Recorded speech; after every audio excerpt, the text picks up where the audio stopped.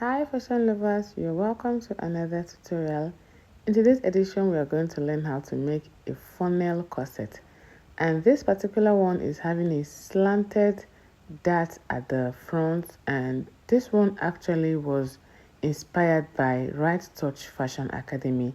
So if this is what you are interested in, kindly watch this video to the end. Alright guys, let's get started. Everything you need to know about style.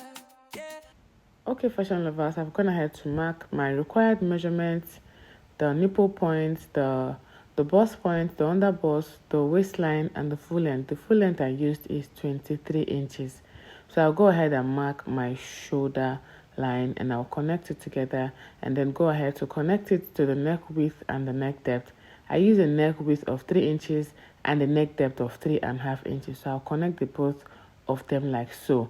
Now this funnel corset is having a slant dart. Do you get? So at the bust point area, I'll mark my actual bust span measurement. At the bust point area, I'll mark the actual bust span. Then at the full length area, at the hem area, I'll go ahead and mark 1.5 inches. So I'll now go ahead and connect this to the way it is slanted. Do you get? So at this part now, mark 1/2 inch for my dart. I'm taking a total dart of 2 inches. So at this center front area, I'll go ahead and mark 1/2 inch from the under bust to the full length, and on the other side I'll mark 1.5 inches. That is making it a total dart of 2 inches like I told us earlier. So this is the 1/2 inch area. I'll go ahead and connect all the lines from the under bust to the waistline and to the full length, and I will do the same thing to the other part. So I'll go ahead and use my curves to connect my bustiers. Do you get? Now for a funnel corset, you have to make sure to draft a bustier first. Now to put the dart area, I'll go ahead and mark the shoulder, what I'm left with, and I'll connect it to the bust span. I'll connect it to the dart that I've already marked. So I'll now go ahead and mark my bust span side dart, and after marking that, I'll go ahead and measure my the bust measurement I'm working with, the waist measurement, and also the hip measurement. And I'll still go further to replace this 2 inches dart that I took out already. Do you get? So these 2 inches, I'll go ahead and replace it at the hip line, at the full length area, at the waist area, and at the under bust area. Do you understand? So this is me now going ahead to mark up my dart intake. So after that, I'll connect the lines together from the bust area down to the full length area, giving it a curve. Now I'll mark half of the shoulder, what I'm having, and around there I'll come in by 1/2 inch. You should be familiar with this. So from the bust point area, I'll go up by 3 inches. Yeah, I'll go up by 3 inches from the bust point area. Point 9 is going to be our upper chest line. So I'll go ahead and roll the lines like this and label it upper chest line. Now this is optional. It just depends on how much you want to show. So from the main chest line, I'll come down by 1 inch so that we can connect this from the upper chest area to that part, and it's going to be giving us our sweetheart neck. So I'll go ahead to do the upper chest tightening, upper bust tightening. I did 1/2 inch on the center front and 0.75 on the outer area. So I'll go ahead now and use my curve to connect this to give me a sweetheart neckline to that 1 inch that we came down by from the original chest line. Do you get? So I'll now still use my pattern curve and connect it, the other dart, into the armhole. Now if you watch closely, you will see that one leg of this dart is longer than one. The one that's inside is more longer than one. So I'll make sure to measure what I have around that part. Then I will now replace it, like match it up to the center front area. So that's what I'm doing now. I'm going ahead to mark it up like so, and I'll connect it. Then I'll still use my curve to reconnect this sweetheart line so that the two darts will be equal. Fine, now I want to go ahead and open the bust dart area, and to do this we have to cut up the shoulder open like so. Then at this point, I'm replacing the dart I took on that upper chest area, and I'll place it on the chest line area, 1.5 inches. Then from the upper chest line area, I'll come out by 1/2 inch. I will now use this to connect this dart intake. That's the dart replacement for the bust area. Do you understand? So whatever you have at your dart, make sure to always replace. If not, you're going to be running short of measurement. Like your measurement will not give you what you're supposed to have. So at this point, I'll go ahead now and open up the bust dart. So while you're opening up, just make sure that you don't cut it open too wide. I use my gum to place on it and make sure to hold it firm. You can use a masking tape or a sellotape. So at this point, I'll go ahead and match up the lines. Like from that bust area, I will square the lines up just like what you see me do. Now at this part, we want to now get the funnel corset and the bustier. From the normal chest line, I will go up by 1 inch, and at that upper chest area, I will come in by half of an inch. Do you get? From the original chest line, I went up by 1 inch. Then from that upper chest line, I now came in by half of an inch.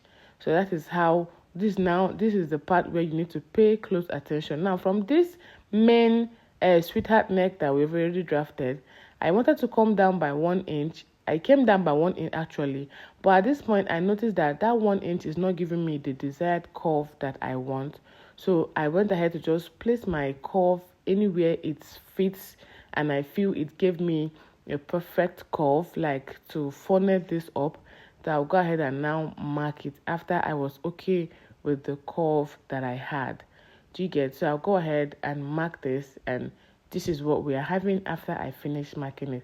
Now for our snatching of the waist, I will divide what I have around that waist area, divide it by 2, and make sure that I mark it up like so. Just watch closely, you'll see. Now at the hip area, at the full length area, I came in by 2.5 inches so as to maintain that slant, that line that we already had. Now at this point, I'll mark 0.375 inches, 0.375, so that when I have, what I'll be snatching out from the front area is 1.5 inches all in all, and the same thing for the back, making the total snatch I made out of this cloth to be 3 inches. Do you understand? If you're going to be doing half an inch snatch, that means for the front, you're going to be having 2 inches away from the measurement, and then when you join it with the back, you'll be having 4 inches. So it all depends on what you want to do. So at this point now, I'll go up by 2 inches from the full length area, from the hem area. I'll go up by 2 inches, and I'll come out from the original measurement by 1.5 inches. This is because I want it to have a conical effect. So you can also do 2 inches if you wanted the conical to be more exaggerated. So I'll go ahead and connect the lines like so, and I'll connect it back to the waist line that we already had. So at this point, I want to go ahead and mark my style line. So I am kind of doing something like an inverted S like that. But before I get it to the center front area, I make sure to fold up the dart so that the styling will be all right and perfect. So this is what I'm having at this point, and at this point I felt like what I had was okay for me. So I used my marker to make this more visible for us to be able to see it. So at this point we are almost done with drafting the front piece. So now go ahead and cut this out. So do you get? So just pay attention to the part where I'm placing my scissors. So you go ahead and first of all cut the bustier out. Like, you don't cut everything out first. You first off go ahead and cut your normal bustier, just like we'll have a bustier blouse and all of that. So go ahead and cut off the normal bustier, cut the style lining, cut the body measurement, the armhole, the yoke. Just take it off like we used to do for normal cutting. Then I'll now show you how to go on with this. So this is what we had after we finished drafting. You see that the both of this funnel area is very, very accurate. Now I'll get a fresh pattern paper and I'll place the bustier around it, making sure that the under bust is matching with the two under busts.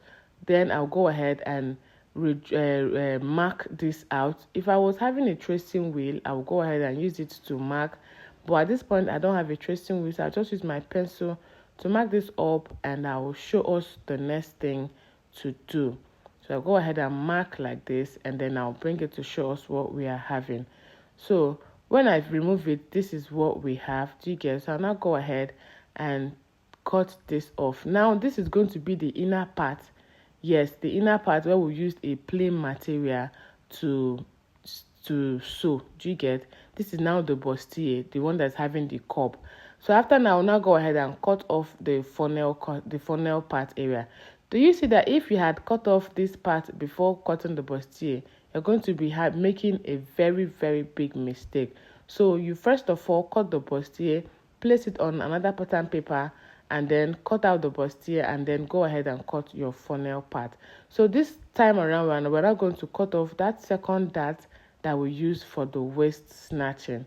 So this is how to go about it, and this is the front.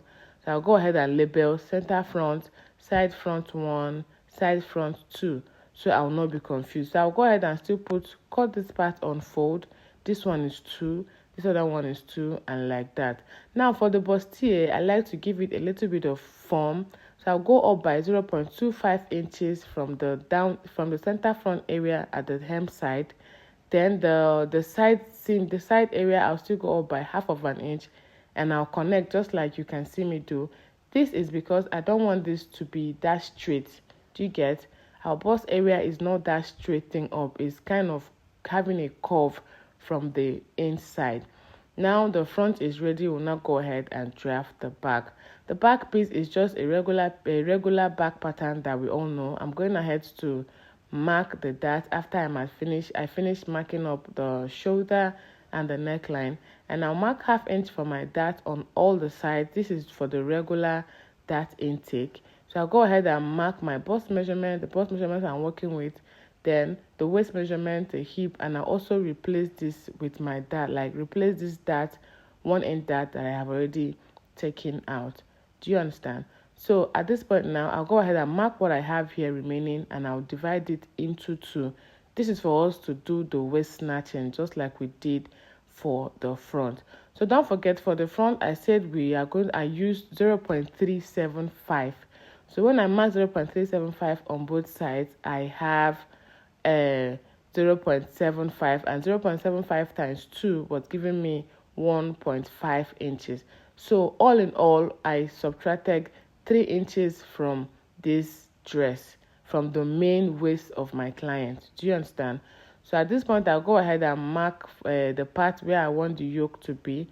So I want it to have a little bit of button. If you check the one on the thumbnail, there was a little bit of button. Now for the part where the back is going to be open, I marked 1.5 inch at the up and 1 inch at the hem area. So later I completed the upper part to be 2 inches, and I connected the line because I wanted to have a slant triangle shape around that part. So at this point, I'll go ahead and mark 2 lines, so I will know that the second part is where I'm going to be having my eyelet, while the first part is the part I'm going to be cutting off for the back opening. So this is me now marking that part that I'm going to be drafting up. So to get the style line of the back, I'll bring the side piece of the front, place it on the back piece like so, and I'll now go ahead and mark, like draft out what I have. The 2 style lines must be equal at the side area, so you can have a neat seam. Do you get? So at this point, I'll now go ahead and give the back any desired shape of my choice, and then I'll connect the lines and we'll proceed to cut this out. So this is what we are having. You place the style line on the front and then mark what you have for the style line, and you're good to go. So I'll label them center back 1, and a side back 1 and side back 2. So I'll go ahead and cut the yoke out. Now at this point, I almost forgot to tell us something. To avoid your yoke to be gaping, like the yoke to be gaping from the armhole area, I came down by 1/2 inch. Just watch closely, you'll see what I'm doing. And I connected from the center back area to that 1/2 inch, just like you can see like this. So this is a little bit of that, so that when we place our yoke, it is going to be sitting very perfectly and not gaping. So at this point, I'll go ahead and cut this out. Today's edition of this video, I want to give a special shout out to one of our subscribers, Chisom Okpara. I love you and thank you for the support. Alright, fashion lovers, if you have watched this video to this point and you have not subscribed, kindly hit the subscribe button, and thank you to all my existing subscribers. You guys rock. I love you all. Alright, I've gone ahead to cut the back. So these are the fashion fabrics that I'll be using to recreate this, a damask and a plain fabric. Until then, see you in the sewing tutorial. Bye.